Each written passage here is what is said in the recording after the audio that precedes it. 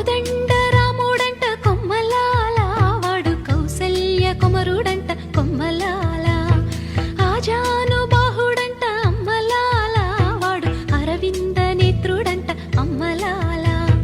రమణీయలామకు తగ్గ చూడువాడేనని రహదారులన్నీ చెప్పుకోగా విని, కళ్యాణ రామయ్యను కన్నులార చూడాలని కలికి సీతమ్మ వేచే గుమ్మ